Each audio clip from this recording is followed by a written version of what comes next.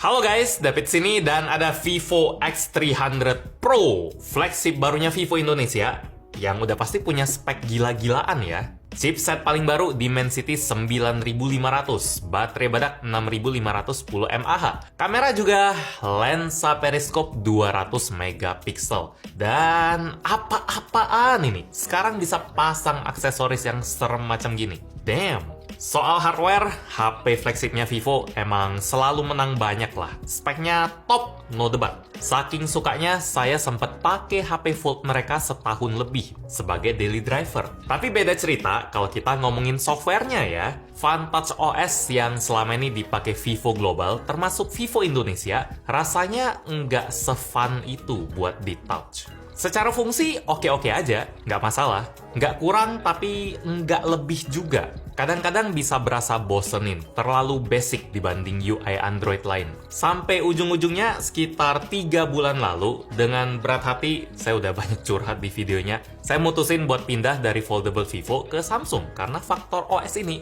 Padahal hardware Vivo itu jelas lebih bagus. Nah, entah kebetulan atau saya yang GR dikit boleh lah ya, karena mungkin saya didengar sebulan 2 bulan sejak video itu, Vivo langsung umumin kalau flagship baru mereka, si X300 Pro ini, bakal pakai Origin OS yang selama ini cuma eksklusif buat Vivo China aja. Wow, akhirnya HP-HP Vivo dan iQOO yang udah launching duluan juga bakal dikasih update ke Origin OS. OS andalan yang visualnya lebih cantik, fitur lebih banyak, animasi lebih fun dari FunTouch, kustomisasi macem-macem, yes! Akhirnya HP Vivo di Indonesia bisa ikutin tampilan ala-ala kaca kayak di iPhone. Berasa update banget ini. Model jam di lock screen juga bisa kita custom ukurannya. Posisi mau dipindah-pindah, mau nimpa gambar atau diselipin di antara objek. Lock screen-nya mau statis diem atau gerak-gerak sesuaiin sama gerakan HP-nya, silakan.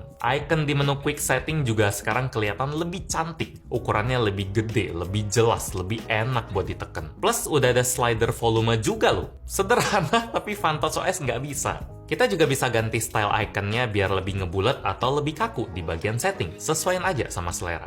Animasi tiap kita buka tutup aplikasi, folder, atau setting-setting di HP-nya, rasanya juga jadi lebih smooth, hidup, nggak kaku. Transisi proses jadi kerasa lebih nyambung, ada bagian yang di-blur duluan sesuai sama proses mata ngelihat sesuatu. Sistem notifikasi juga bisa dikelompokin biar nggak kerasa penuh oleh satu app doang. Dan ngomong-ngomong soal kelompok, sekarang cara HP-nya kategorin setting atau aplikasi kerasa lebih jelas juga, nggak polosan. Sampai ke menu di galeri juga, tombol-tombolnya kerasa lebih rapi, lebih mudah dicari.